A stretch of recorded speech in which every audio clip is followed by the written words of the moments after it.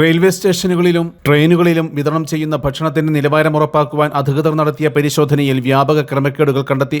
36 railway സ്റ്റേഷനുകളിലെ ക്യാന്റീനുകളിലും food സ്റ്റാളുകളിലും നടത്തിയ മിന്നൽ പരിശോധനയിലാണ് പഴകിയതും വൃത്തിഹീനവുമായ ഭക്ഷണ സാധനങ്ങൾ പിടിച്ചെടുത്തത്.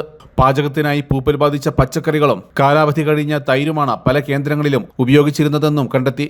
ഇഡ്ഡലി, സമൂസ തുടങ്ങിയ പലഹാരങ്ങൾ വൃത്തിഹീനമായ സാഹചര്യത്തിലാണ് സൂക്ഷിച്ചിരുന്നത്.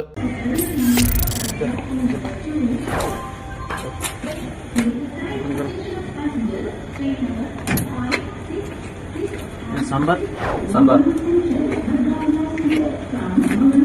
इडली